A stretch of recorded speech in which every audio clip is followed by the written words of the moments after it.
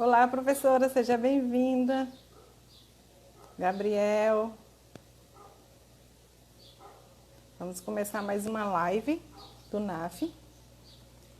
Vamos chamar nossa convidada. Só um pouquinho. Nossa convidada, Michele, do Grupo Lordelo.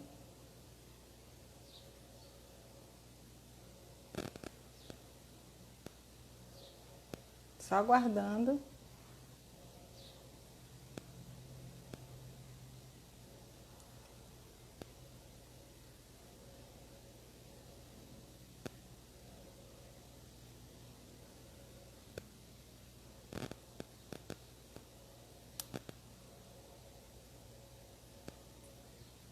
Essa aqui é a nossa convidada. Vocês estão me vendo bem? Estão me ouvindo bem? Olá, tudo bem? Olá, tudo bem? Muito Seja boa bem-vinda. tarde. Obrigada pelo convite. Cumprimentar aí toda a audiência do NAF. Que bom. A gente que agradece. É muito importante você agradecer, né? Você ter tirado esse tempo para participar com a gente aqui do NAF. Débora, seja bem-vinda. Mandar um abraço também Michele, para vamos aguardar só mais um pouquinho. Vamos sim, podemos sim. Fica à vontade, como você achar melhor para a condução. Tá certo, então. Só mais um pouquinho mesmo, porque eu sei que o assunto é extenso, então a gente quer aproveitar ao máximo. Vamos lá. Só mais um pouquinho. Lucas, seja bem-vindo, Lucas. Lucas é aluno da Unime. A nossa audiência são bastante alunos, né, que participam do canal do NAF. E como eu sei que o assunto é bastante extenso, eu vou começar logo me apresentando, tá certo, Michele? Bom, Meu nome é Edilza, eu sou aluna do curso de Ciências Contábeis, eu estou no 8º semestre e sou voluntária do NAF. E, para quem não conhece, o NAF é o Núcleo de Apoio Contábil e Fiscal, desenvolvido pela Receita Federal em parceria com as instituições de ensino, mas o intuito de ajudar as pessoas de menor poder aquisitivo, mas ele não substitui um escritório de contabilidade. Então, assim, é um trabalho muito bonito e eu fico muito feliz em fazer parte. Lúcia, seja bem-vinda a mais uma live do NAF. Lúcia é lá do Acre. A gente tem umas pessoas aqui que são de outros estados, mas que geralmente participam com a gente. Isso é muito bom. Só um pouquinho, Michele. tá bom. Já estou vendo que a turma está se cumprimentando, né? Então, eu não sei se todos sabem, mas eu tive a honra de trabalhar 10 anos nessa instituição, né? Então, eu já vi aí que a Débora entrou, tem alguns outros alunos, ou ex-alunos, na verdade, talvez pelo tempo, mas é uma satisfação enorme estar aqui com vocês. O ano passado eu fui fazer uma palestra para os estudantes de Ciências Contábeis, fiquei muito emocionada. A professora Irã, que é a responsável técnica pelo NAF, está de prova da minha emoção de voltar, né, ao campus da Unime Lauro de Freitas, porque foram 10 anos da minha vida muito bem vividos. E eu agradeço muito a essa casa por todo o aprendizado. Ah, que bom. Que pena que eu não assisti essa palestra, pessoalmente. Então, Michele, hoje o nosso tema é auditoria, consultoria, contabilidade para condomínios, nichos e oportunidades. É um prazer realmente estar com você. Nós do NAF ficamos muito felizes por você ter aceitado o convite. E eu vou apresentar para as pessoas que ainda não te conhecem, tá certo? A Michele, ela é contadora, doutora em educação, CEO do Grupo Lordelo, professora de MBA da Faculdade 2 de Julho, conselheira do CRC Bahia, colunista da Rádio Metrópole e foi professora e coordenadora do NAF. Eu tinha falado anteriormente, Eu tenho certeza que todo mundo deve estar com saudade de você e aproveitando essa live, né, para matar a saudade um pouquinho. Michele, é um prazer ter você aqui com a gente e vamos começar com algumas perguntas, tá certo? Vamos lá. Vamos lá, né? Como é aplicada a contabilidade para condomínio? Existe norma contábil ou a contabilidade é opcional? Bom, antes de entrar nas questões técnicas, eu quero convidar essa audiência maravilhosa de estudantes do NAF, como você pontuou, o NAF é algo que toda faculdade deveria ter, né? E que bom que a Unilauro de Freitas tem, porque é o momento onde cria-se ali aquela ponte entre o aprendizado teórico e o aprendizado prático. Então, se você está me ouvindo e você é do NAF, saiba que a sua empregabilidade ela é muito mais elevada do que qualquer outro estudante, porque a vivência prática do atendimento ao cidadão, porque vocês fazem atendimentos gratuitos para microempreendedores, não é, para a sociedade em geral, ajudaram muito na pandemia a resolver problemas com relação a cadastro, ao benefício emergencial. Então, além do lindo trabalho social, tem a questão do desenvolvimento de habilidades, de competências, que muitas vezes na sala de aula somente não é possível ter essa robustez. Enquanto fiquei coordenadora, alguns alunos, sempre tem aqueles alunos que falam, nossa, essa atividade prática é demasiada, a professora Michele está inventando aqui muitas atividades, e nós tínhamos essas atividades, e eu vejo que ao longo dos anos, o quanto vocês ampliaram e melhoraram essas atividades no curso de Ciências Contábeis. Então, felicitar aqui a coordenação do curso, a todos os docentes, a todos os alunos que prestem atenção a esses trabalhos e que saibam aproveitar, né, o fato de estar em uma instituição que valoriza as questões práticas. E aí, para responder a sua primeira pergunta, eu quero que o nosso bate-papo fique rodeado, primeiro, de inspiração, de vocação, ou até da descoberta da vocação. Porque, às vezes, os estudantes eles ficam, olha, eu não gosto do curso, eu não gosto da disciplina, eu vou trocar de curso. E eu quero que vocês saibam do meu exemplo. Eu não estudava direito como deveria até o 5º semestre, porque eu não conseguia enxergar ali a minha carreira desenvolvida. Eu achava que as ciências contábeis eram uma coisa muito mais voltada somente para a legislação, eu não enxergava ainda as análises, eu não tinha a visão, né, muito mais abrangente do que é o curso. Então, primeiramente, reconhecer que nós estamos falando de uma ciência, é uma ciência contábil. Então, para ser contador, não só nesse nicho que nós vamos apresentar aqui hoje, algumas pessoas já conhecem, mas eu quero que você que está nos acompanhando tenha a capacidade de analisar que você é capaz de atuar na área que você desejar. O que você precisa fazer é descobrir como é que você está associando as suas características pessoais com tudo aquilo que você aprende e dar realmente um sentido ao seu trabalho. E aí, respondendo a sua pergunta, a contabilidade condominial é utilizar essa ciência contábil para estudar as variações quantitativas, qualitativas, da análise do patrimônio, só que isso vai estar voltado para os condomínios. Que busque a sua inteligência contextual. Que não fui eu que inventou, foi o Joseph Nye, que é um dos autores e pensadores que mais falam em liderança. E ele fala justamente que o líder, para que ele possa orientar as pessoas, ele precisa estar orientado. E, às vezes, os contadores já estão ali demasiadamente com informações, mas muitas vezes parecem sem rumo. Por quê? Porque você tem que se autoconhecer para aplicar todas aquelas disciplinas da contabilidade naquele nicho que você escolheu. E se você que está nos acompanhando escolheu ou vai escolher o nicho da área condominial, hoje nós vamos falar da contabilidade, da auditoria, da consultoria. E eu quero passar um pouquinho da minha vivência para vocês, porque caso vocês estejam desiludidos, vamos dizer assim, com alguma ou outra área, possam enxergar nessa área uma forma de desenvolvimento de carreira? Tem uma dificuldade que todo aluno tem, né? Na verdade, essa é uma pergunta. Quando se formar, o que é que vai fazer? Né? Então, assim, fica uma dica.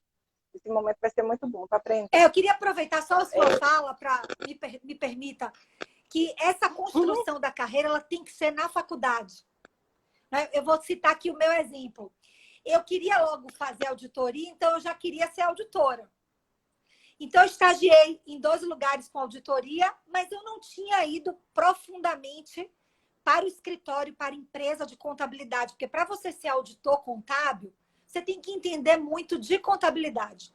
E eu lembro uma certa vez, na hora de escolher entre continuar em um estágio muito bem remunerado de auditoria e ir para um cargo de auxiliar contábil, onde eu ia ganhar metade do que eu ganhava como estagiária de auditor. O meu esposo, o Marcos, que está aqui nos acompanhando, ele falou assim, será que você não tem realmente que passar por todas as etapas da contabilidade, mesmo que seja uma coisa que você não goste tanto, para você chegar onde você deseja com relação à auditoria? E muitas vezes os nossos professores, eu tive o Marcos para me falar isso, muitas vezes os meus professores também já estavam sinalizando. Mas eu, como aluna, já queria algo macro. Então, esses degraus, eles são fundamentais, eles precisam ser construídos na faculdade. Se isso for pós-faculdade, você já vai estar pensando no MBA, numa especialização. E às vezes você não vai estar aproveitando os outros cursos de extensão que os eventos proporcionam na faculdade, que outros locais também proporcionam. Então, você tem que ir criando esse arcabouço e já definindo, eu gosto dessas disciplinas, essas disciplinas têm aderência com essa área e eu quero já me capacitar melhor nela. Entendi, professora. Suas dicas são preciosas aqui. Tem bastante gente, assim, que tenho certeza que vai... Eu, pelo menos, já estou absorvendo tudo. Ai, que bom. Eu tenho outra pergunta também, mais na área assim, técnica, né? Qual a diferença entre a função do contador, do administrador e do síndico do condomínio? Bom, olha, ótima pergunta. O que acontece quando as pessoas, os condomínios pensam assim, eu tenho uma administradora de condomínio, né? Eu tenho um administrador dentro da administradora, que é o responsável técnico, eu preciso ter o profissional de contabilidade. Nós não temos ainda uma norma contábil, né, regida pelo Conselho Regional de Contabilidade ou Conselho Federal de Contabilidade. Existe uma comissão de Goiás, da área de contabilidade, que apresentou ao Conselho Federal a possibilidade de se ter uma norma, uma interpretação, uma ITG, que é uma interpretação técnica geral, para que exista essa normativa para a contabilidade. Enquanto ela não existe, nós, contadores, aprendemos o quê? Que nós lidamos ali com o plano de contas, com as contas contábeis, com os grupos contábeis. Então, o bancos é um grupo, né, que está ali. O banco é uma conta, se eu nomino a conta, Banco Bradesco, né? Um exemplo aqui. Eu tenho bancos conta movimento, né, que está ali dentro de um grupo. E eu vou criando ali os meus grupos e os meus subgrupos. Os condomínios também vão trabalhar com grupos e com contas contábeis. Então, mesmo que não exista uma norma, o condomínio precisa ter ali a sua adequação contábil para controlar aquele patrimônio.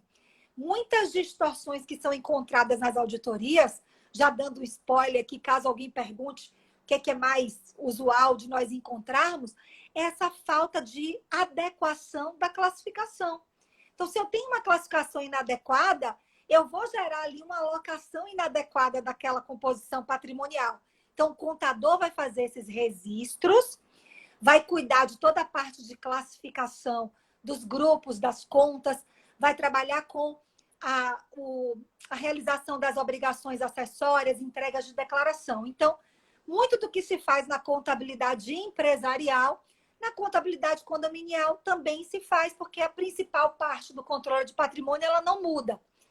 O administrador de condomínio, ele vai ter que entender as minudências, os detalhes dos condomínios. Então, Como é que é uma edificação? Como é que é um prédio? Como é que é um condomínio de casas? Quais são as despesas que esse condomínio tem para que ele funcione? Então, é ele o profissional que vai ter que entender da portaria até o topo do prédio, uma questão de para-raio, para proteger o prédio de uma descarga atmosférica, para que ele possa compor um orçamento completo. E aí você vai me perguntar, mas Michele, eu não tenho aí um conflito entre o que o administrador faz e o que o contador faz? Não, não tem. Porque o profissional da contabilidade, ele não vai fazer, por exemplo, vistorias nos condomínios, ele não vai acompanhar um zelador, ele não vai administrar o que é que o porteiro está fazendo. Então, o contador ele vai ficar na sua empresa ou como profissional liberal fazendo os registros. E o administrador é quem vai anteceder a compilação dessas informações. Já o síndico, ele, de acordo com o Código Civil, ele é o responsável, né, pelo condomínio. Então, por que ele é o responsável? Ele coloca o CPF dele lá, justamente para que ele seja o líder dessa edificação e ele possa analisar quem é o contador que ele vai contratar, quem é o administrador, qual é a administradora, caso necessite. Tem condomínios que têm administração, né? Tem condomínios que não administradora, porque eles locam, por exemplo, mão de obra. Já tem condomínios que não precisam da locação de mão de obra porque tem colaboradores próprios, que são orgânicos. Então, o síndico é aquele que tem que ter a visão, não, como eu falei, do administrador, totalmente do administrador, porque o administrador vai ter as funções dele e o síndico as suas. Mas quem vai responder pela entidade é o síndico. É o síndico que precisa, além de todas as atribuições que são descritas no Código Civil, ele precisa liderar todas essas equipes. Então, no que tange aqui ao nosso assunto, que é contábil, esse profissional de contabilidade tem várias oportunidades de nichos de mercado. E nós vimos agora, na pandemia, que os contadores de condomínios dificilmente perderam seus contratos, porque o condomínio continuou em pleno funcionamento, o que não aconteceu com algumas empresas que tiveram que, infelizmente, fechar as portas. É verdade. Até porque muita gente ficou em casa, né? O condomínio até foi mais movimentado, né? Tudo se movimentou. Eu tenho uma outra pergunta aqui também, que é: quais as principais habilidades e competências para ser contador de condomínio e quais os maiores desafios? Vamos começar pelos desafios. Os desafios, a atualização tributária, ela tem sido um ponto fulcral, um ponto muito específico que nós temos analisado enquanto auditores. Agora, na pandemia, por isso que eu vou falar, eu quis começar pelo desafio, porque eu já vim linkando lá com a questão da pandemia. Agora, na pandemia, nós, como auditores contábeis, vimos que alguns condomínios, né, eles não aplicaram, por exemplo, as medidas provisórias que foram editadas pelo governo federal.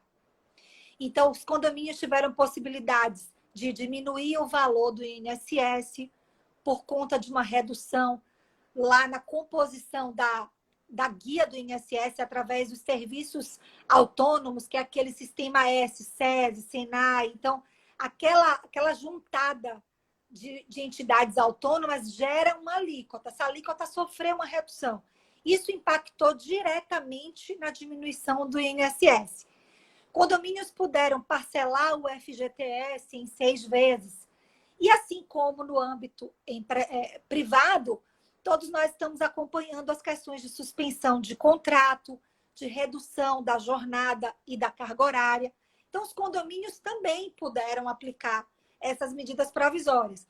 E por que eu trago isso como um desafio? Se nós, como auditores, recebemos condomínios novos para fazermos auditorias preventivas e o condomínio não utilizou essas medidas provisórias, significa dizer que quem estava fazendo a contabilidade ou não estava atualizado com relação a essas medidas provisórias, ou efetivamente por um volume maior de trabalho acabou não aplicando para condomínio, que nós sabemos aqui que é um equívoco. Quando nós temos um cliente e existe uma fundamentação legal, nós temos que aplicar para todos. Nosso trabalho é contribuir para uma melhor tomada de decisão. Eu apresento ali aquela possibilidade de redução de custos e o condomínio decide se quer adotar ou não, até porque o parcelamento, como eu pontuei, nem todos quiseram. Eu não quero juntar as competências futuras, então eu não quero parcelar. Então, é um desafio para quem lida com a contabilidade condominial, para você que está nos acompanhando, se você lida, não deixe de se atualizar na área tributária e na área trabalhista, porque você pode perder um contrato pela falta de atualização. E quem está na área, que trabalha, por exemplo, numa administradora, deve lembrar que o profissional de contabilidade precisa apresentar esses resultados para a administradora. Se eu sei de uma normativa, né, que aquilo é legal, é novo, é atualizado, aquilo tem que ser aplicado para as edificações. Então, um dos desafios do contador condominial é estar atualizado para melhor informar essa comunidade condominial. E quais são as habilidades e competências que ele precisa ter?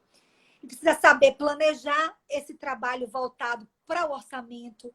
Então, ter um senso ali de equipe, porque o contador tem que se comunicar com o administrador, com a administradora. Ele não pode fazer uma contabilidade sem estudar as variações.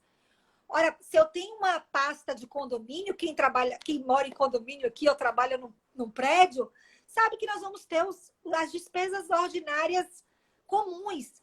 Água, energia, manutenção de elevadores, manutenção de jardim. Já pensou se o profissional de contabilidade fizesse registro somente contabilizando? Ora, a luz desse mês foram 20 mil reais. Mês que vem, 22 mil reais. O próximo mês, 30 mil reais. O que aconteceu para eu ter uma variação de 8 mil reais no terceiro mês? Então, essa é a função do profissional de contabilidade. Não é o registro das variações quantitativas e qualitativas apenas. É a análise. Então, tem que ter uma habilidade de criticidade, tem que ser crítico, tem que ter o raciocínio lógico, tem que saber interpretar a legislação, porque eu lembro quando sempre me falam, nossa, você é contadora muito boa de cálculo. Nossa, eu não sou boa de cálculo. Aí, ainda bem que o curso, né, é derivado das ciências sociais aplicadas. Porque eu não tenho habilidades pragmáticas e habilidades que me levariam ali a ser uma matemática, a ser uma estatística. Eu não tenho, eu seria uma péssima profissional. Agora, a partir do momento em que eu tenho o desenvolvimento de habilidades e competências que casam com a ciência social aplicada, aí eu consigo me desenvolver melhor enquanto profissional. Então, para você que nos acompanha, lembra o que eu falei no início? Sempre vai existir na ciência contábil uma área que você se encaixa. Você pode ter certeza disso. Basta você ter o olhar mais aguçado para as diversas áreas, para os diversos nichos, e você começar a fazer já o seu planejamento estratégico e os seus planos de ação. Vai listando, cria um caderninho, eu gosto dessa disciplina, eu tenho essa habilidade, eu tenho essa competência, eu preciso fazer esse curso porque eu tenho deficiência nessa temática. E aí sim você vai acertar no nicho. Tá bom. Tem outra pergunta. Os condomínios são obrigados a terem um serviço de um contador? Bom, como nós não temos norma, não existe uma obrigatoriedade ainda regida. Porém, nós temos na base de fundamentação legal da atuação do profissional de contabilidade, do contabilista, e aqui nós estamos abrangendo também os técnicos em contabilidade, que se incluem no termo contabilista, tanto bacharéis quanto técnicos. Se você vai trabalhar com balancete, né? O que é o balancete? É o demonstrativo que vai trazer ali os grupos e as contas contábeis, utilizando as funções de origem e aplicação dos recursos. Então, se você vai trabalhar com essa peça ela é contábil. Então, o que acontece? A partir do momento que eu tenho já uma contabilidade no condomínio, que eu tenho maior fluxo de origens de aplicação. O ideal é que essa peça esteja assinada por um técnico em contabilidade ou por um bacharel em ciências contábeis.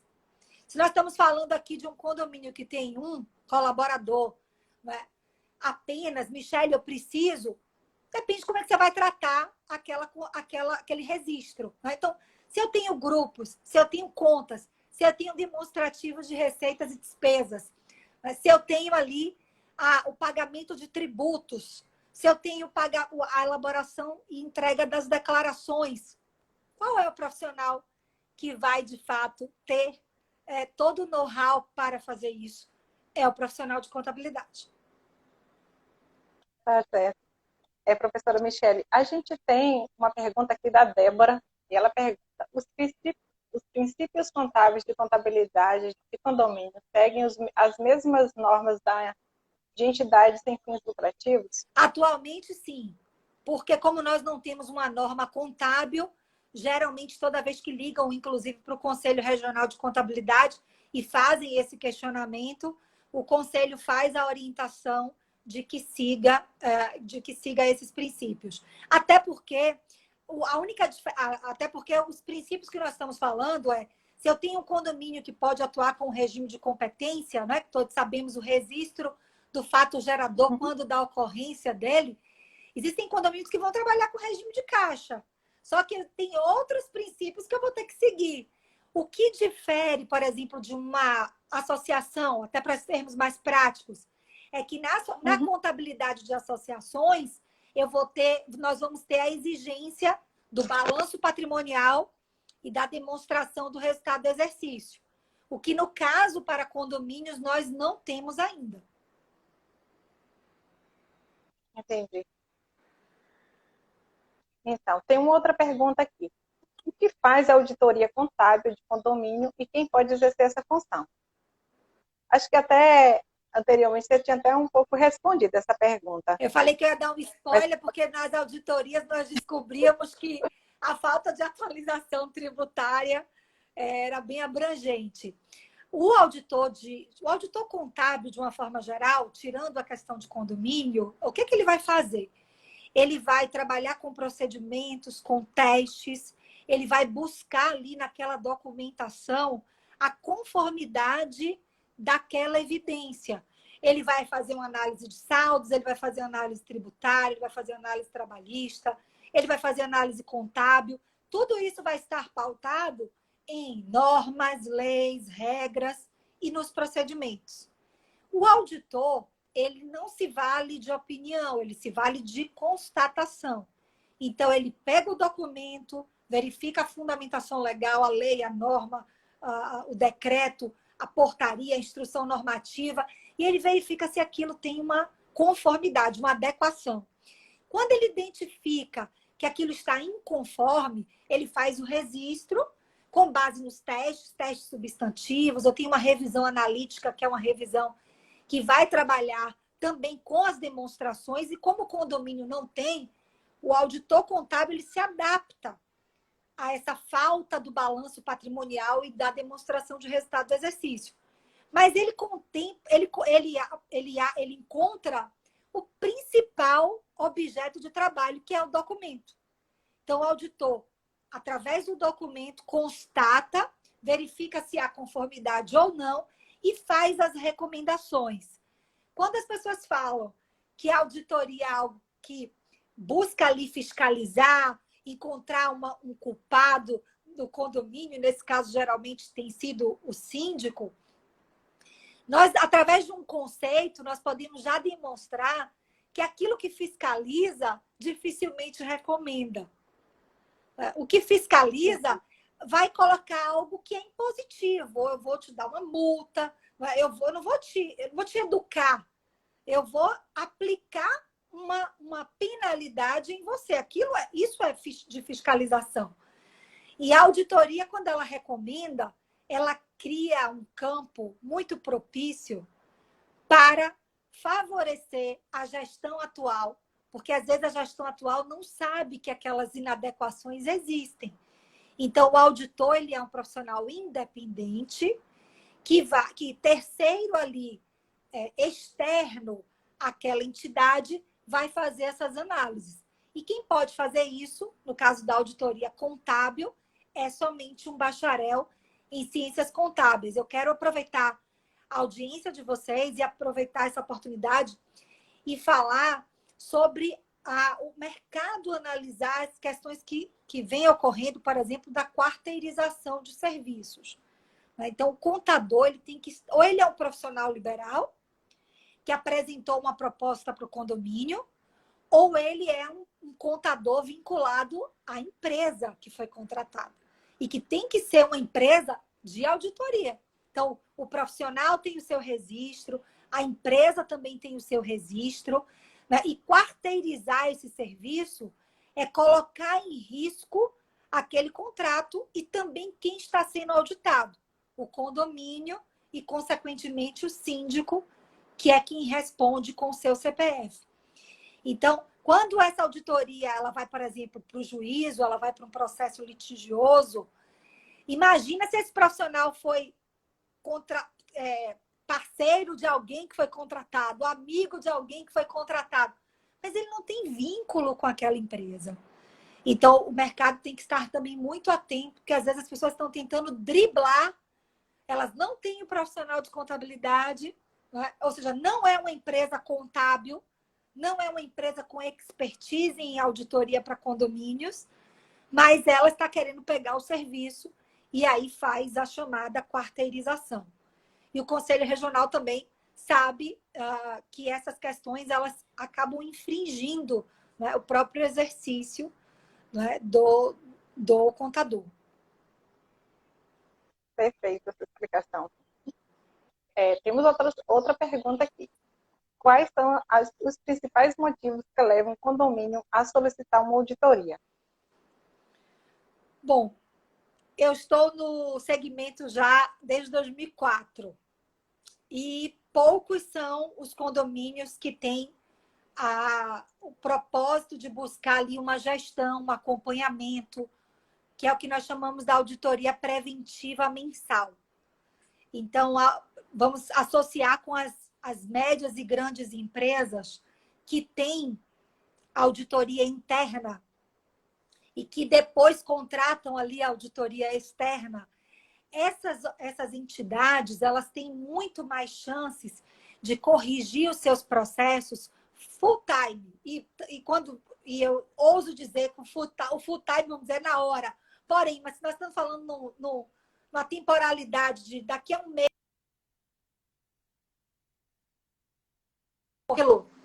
eu já estou atento à gestão. Agora, se eu levo 15 meses para corrigir algo que eu poderia ter corrigido lá atrás, eu não estou falando de gestão. Então, a auditoria, ela faz justamente essa ponte também.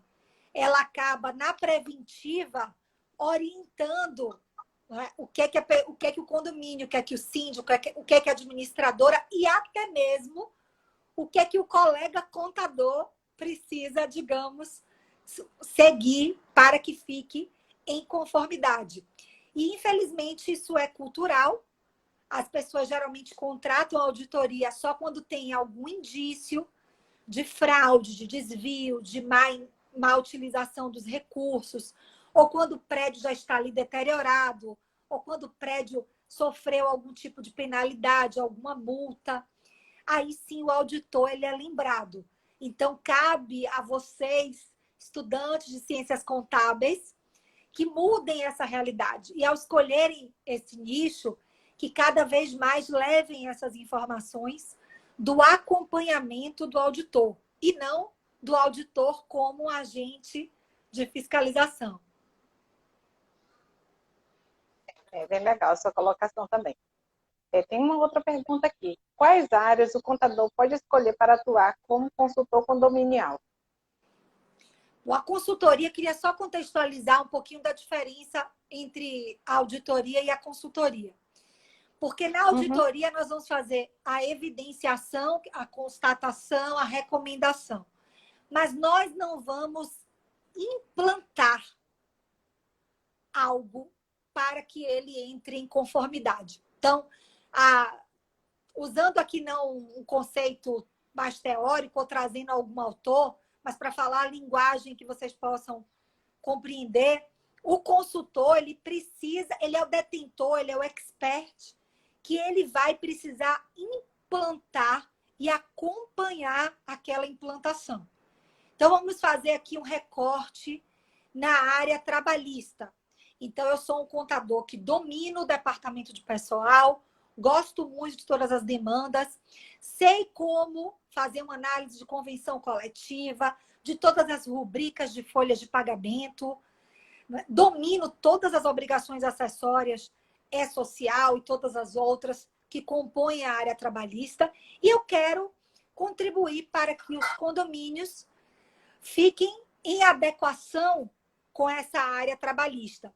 Então, eu vou montar um planejamento com um roteiro, com passo a passo. Eu vou ter que ter treinamentos com as pessoas que trabalham no condomínio, se for uma administração interna, se for para fazer uma consultoria para uma administradora, esse consultor vai precisar se reunir com essa equipe. Então, a diferença é que o trabalho é voltado para a implantação dos procedimentos e, principalmente, atestar que esses procedimentos foram validados e compreendidos pelas pessoas. Porque tem muita consultoria aí que é en passant. Então, eu uso o termo porque ele tem pompa, né? Sou consultor, sou consultora.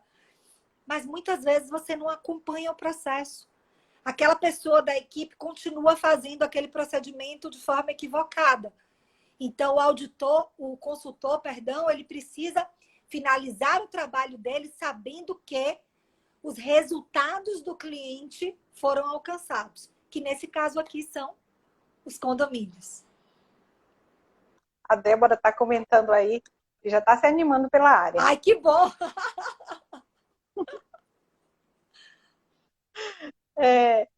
Aqui tinha uma outra pergunta também, mas eu vou pular porque você já respondeu. Qual estratégia o Grupo Lordelo de Contabilidade adotou para atender ao segmento condominial, empresas privadas e pessoas físicas, como os síndicos e gestores? Nós somos um grupo de empresas de contabilidade, então são 3 empresas. E a primeira empresa aberta foi a empresa de auditoria, depois a de capacitação, e a última foi a contábil, porque vocês lembram lá que eu comentei que eu tinha uma resistência enorme para fazer contabilidade de condomínios, então, mas ao longo do tempo, 2 anos depois, 3 anos depois, quando nós começamos só com auditoria para condomínios e com os cursos que nós fazíamos práticos, inclusive nós fazíamos cursos dos softwares, né, de domínio, departamento de pessoal, aquela coisa bem prática para a parte empresarial e auditoria para condomínios. Mas não tínhamos contabilidade empresarial. Ao longo dos anos, auditando os condomínios, nós vimos que separar, né, dissociar a parte contábil dos condomínios seria um equívoco, até porque o auditor ele tem uma responsabilidade enorme com as questões de atualização. Eu não posso fazer uma auditoria e não verificar se houve uma instrução normativa daquilo que eu estou auditando, se não saiu um decreto.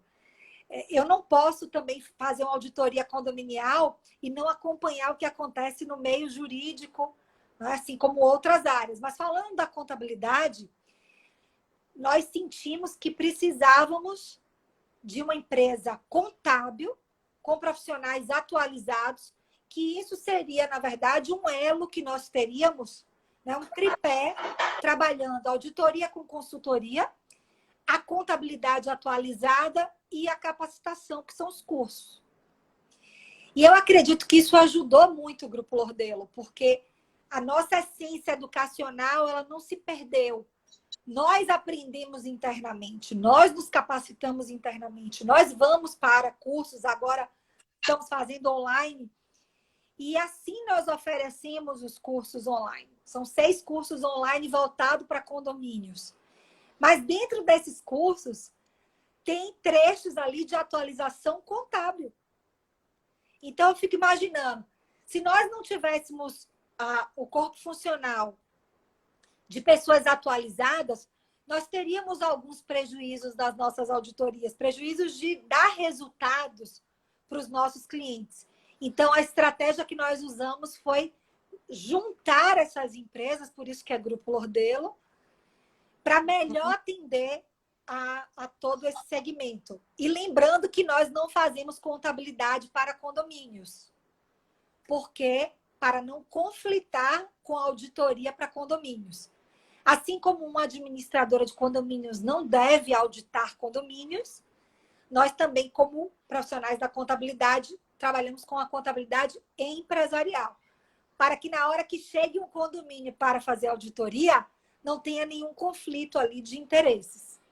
Nós vamos auditar nós mesmos, né? Nós vamos auditar, entende? Então, assim, o auditor, além de todas as normas contábeis do código de ética que precisa ser seguido, efetivamente nós não podemos nos furtar de nenhuma das normas, né, que envolvem a auditoria. A gente já está com o nosso tempo um pouco acabando, mas tenho algumas perguntas ainda.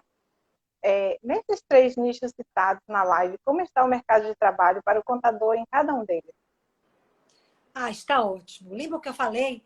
Olha, na pandemia, as pessoas perderam clientes, né? Alguns escritórios, alguns profissionais liberais perderam clientes e, logicamente, às vezes por alguns fatores alheios, né, à própria profissão, mas eu acredito que quem esteve ali atualizado com seu cliente, passando todas as medidas, propondo ações de redução de custos, da implantação da contabilidade gerencial, não teve perdas. Mas os que tiveram, se tinham contabilidade para condomínios, o condomínio, como eu disse, não fechou as portas. Então, nós temos que lembrar que é um nicho que não é igual uma microempresa, uma pequena empresa que tem um alto índice, muitas vezes, de mortalidade, segundo o Sebrae, pela falta da aplicação de uma contabilidade gerencial, de um planejamento estratégico, do acompanhamento de gestão.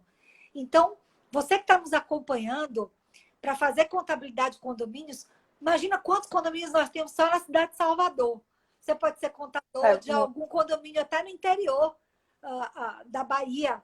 Acredito que tem alguém aqui que entrou agora, não sei se foi a Joelma, que é de Itabuna, é porque está passando o feed um pouco mais rápido, eu não tenho certeza, mas se foi, dá um alô aqui para a gente. Então, se nós estamos em Salvador, podemos prestar serviços para outras cidades, para outros estados. Então, é um nicho muito abrangente. O da auditoria também, porque são poucas as pessoas que têm a especialidade nessa área. Então, é um nicho que você pode conhecer e deve conhecer mais, assim como a consultoria, usar todas aquelas bases que você vai precisar para ser um consultor empresarial, ao invés de você criar ali um arcabouço mais voltado para esse mundo corporativo, você estudar as questões de condomínios, convenção, regulamento interno, a manutenção dos condomínios, porque esse entendimento, a depender da área que você for prestar serviço, ele vai ser necessário. Nós, do Grupo Lordelo, acabamos desenvolvendo uma metodologia de auditoria consultiva, porque como os relatórios tinham tantas recomendações, e aí nós utilizamos essa terminologia porque, na maioria das recomendações, aquilo já entra diretamente como procedimento para o cliente. Realmente a nossa live está chegando ao final, mas eu quero te fazer uma última pergunta. Você se dedica à área condominial desde 2004. Qual a sua mensagem final para os alunos do NAF e para os meus colegas de contábeis? Tá bom. O que eu gostaria de ressaltar é você pensar, quando nós começamos falando, por exemplo, da inteligência contextual, e que você precisa se direcionar para direcionar as pessoas, na faculdade é um momento ímpar de construção, é um momento onde nós conhecemos pessoas, podem até nascer sociedades desse momento da faculdade. Mas você tem que escolher o nicho que se adeque com o seu perfil. Às vezes as pessoas estão tendenciando para o que a massa está adotando. Então, eu quero fazer concurso público. Eu sempre fui muito taxativa. eu não quero fazer concurso público, porque eu não tenho... Eu sou inquieta, eu sou criativa, eu preciso inovar, eu preciso oferecer resultados. Se eu ficar num lugar onde as pessoas... Eu já tenho um roteiro e as pessoas vão dizer que eu preciso fazer aquilo, e eu estou falando isso, gente, e eu sou muito humilde para reconhecer que se o serviço público é diferente em determinadas áreas, eu não estou aqui generalizando. Mas na concepção do que os meus colegas plantavam na vida deles, era eu tenho que fazer concurso público, porque é estável e porque eu não vou correr nenhum tipo de risco. Mas o risco é você ficar infeliz pro resto da vida. O risco é você ficar frustrado. O risco é você pensar só no dinheiro e não fazer um bom trabalho. O risco é você adoecer. Então, quando você faz o que você gosta, as pessoas sentem que você tem desenvolvimento para aquilo. E você vai ser bem-sucedido, porque você vai construir isso, não é o seu colega que está indicando fazer o concurso público. Porque talvez o seu colega realmente vá fazer uma carreira no serviço público, porque ele tem ali habilidades e competências para isso. Então, não vá no efeito manada. Né? Pense o quanto você tem determinados desenvolvimentos já de habilidades e competências que você próprio não está percebendo. Procure ler sobre áreas que você tenha prazer na leitura. Faça com que as atividades que você está desconcentrado na faculdade lhe possibilitem algum tipo de interesse. Conversar com um professor, por exemplo, eu lembro na época quando eu era coordenadora, eu atendia os alunos e eu dizia, converse comigo, mas converse com você mesmo. Por que você está nesse emprego? As pessoas têm aquela coisa do estágio, não sei se ainda está assim. Ninguém quer fazer o estágio. Quando chega no 8º, fica naquele desespero. Mas será que eu tenho que fazer o estágio só no 8º semestre? Será que eu não posso abdicar de alguma coisa que eu quero comprar para poder ganhar menos e me desenvolver naquela área? Porque passa rápido. Vocês não vão ficar de eterno na faculdade. Passa rápido. Então, aproveitar esses contrassensos. Às vezes você acha que gosta muito de uma área, quando você vai ver na prática, você não gosta. Lembrar também que na hora de escolher uma carreira, você tem que ver se aquilo depende de você ou se depende de outras pessoas. Eu já fui empreendedora na área de estética. Fiz tudo dos mínimos detalhes. Montei planejamento estratégico, orçamento, local, etc., para marketing. Mas eu não executava os serviços. Eu tinha que liderar pessoas e eu não podia monitorá-las toda hora. Não podia colocar uma câmera dentro da sala de procedimento. Então, às vezes você acha que vai empreender naquilo porque você tem, digamos, características para fazer aquilo. Mas às vezes não tem. Então, também aprenda com os erros. Eu aprendi com os meus erros. Eu não tive vergonha de fechar as empresas, né? Porque foi mais de uma. E por quê? Porque eu precisava focar na carreira que eu escolhi desde a época da faculdade. Eu já tinha vários traços de que era aquilo que eu tinha que fazer. E às vezes você quer lutar contra, né? E você acaba vendo que não é necessário. Se você tiver o foco para desenvolver, você vai conseguir fazer desse nicho o melhor nicho, porque esse nicho é melhor porque ele é para você, não é para o outro. Né? E eu queria só complementar dizendo o seguinte, que quando nós escolhemos um nicho, também não significa que nós tenhamos que ficar só nele.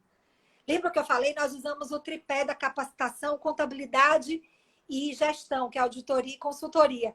Então, você pode ter áreas entrelaçadas. Você pode fazer mais de uma coisa. Você pode negociar com o seu líder. Uma coisa que eu fiz. Eu negociei com o meu líder, na época que eu era contadora de uma empresa, para poder trabalhar meio turno e diminuir na metade o meu salário. E ele foi resistente no início, mas ele aceitou. E eu fiquei, acho que mais de um ano, não lembro agora, mas eu fiquei um bom tempo ainda no meio turno e com a Lordelo Auditoria. Por quê? Porque eu precisava desenvolver a minha empresa. Eu precisava colocar o meu espírito empreendedor para fora. Poderia não ter dado certo e eu poderia até ter continuado integralmente na empresa de contabilidade. Se alguém conhece aqui o meu líder, mandar um abraço para ele. E se em algum momento puder assistir a live, agradecer, porque às vezes o líder também tem que compreender os nossos anseios. Eu poderia ter pedido demissão e ido embora. Então, eu busquei negociar. Eu negociei, fui fazer outra coisa concomitantemente, sem conflitar com a atividade dele. Não levei nenhum cliente dele, só abri empresas de contabilidade. Anos depois, então, graças a Deus, eu não levei um cliente. E também é aquela coisa, quando você faz as coisas convicto do que você está fazendo, mesmo que você erre, nós temos que tentar. Pior é nós não avançarmos. Tá certo. Professora Michele, foi um prazer bater esse papo com você aqui. A gente do NAF fica muito feliz. E como a nossa live já está encerrando, eu gostaria de avisar, né, que a gente tem live todas as quartas-feiras. O tema da nossa próxima live é papel do contador na área gerencial. E a gente também tem nossos canais, então os podcasts, YouTube, e as pessoas podem tirar dúvidas, mandar mensagem para a gente pelo Instagram ou pelo e-mail. No feed do nosso Instagram, a gente tem todos os nossos canais. Então, só que eu quero mesmo agradecer e dizer que o tempo foi curto. A professora tem muito que nos ensinar e espero estar aqui novamente, a gente ter essa oportunidade, ou então, quando tudo voltar ao normal, a gente ter uma palestra, né, na Unime, presencial, que vai ser muito bom. Com certeza. Eu quero agradecer ao NAF pelo convite, agradecer à professora Irã Cardoso pelo convite, mandar um abraço para a professora e coordenadora Emily, mas eu quero fazer um agradecimento especial a todos vocês que estavam aí na live. A live não é minha, eu não gosto muito de comentar, mas vou ficar à vontade aqui. Eu vi o Edson, mas pode ficar à vontade. O Edson do Síndico em Foco, a Icrã, o Vinícius, a Joelma estava aí também. Mandar um beijo para a Denise, que participou bastante ativamente conosco. A Irã também mandar um beijo bem grande. E dizer para vocês do NAF que tenham orgulho do trabalho que vocês desenvolvem e continuem com esse projeto muito bacana que vocês estão desenvolvendo e agregando para a sociedade. Eu já não estou mais na Unime, mas sempre orgulho de ser Unime. Unime Lauro de Freitas. Forte abraço. A gente também. Obrigada, gente. Até a próxima. Tchau.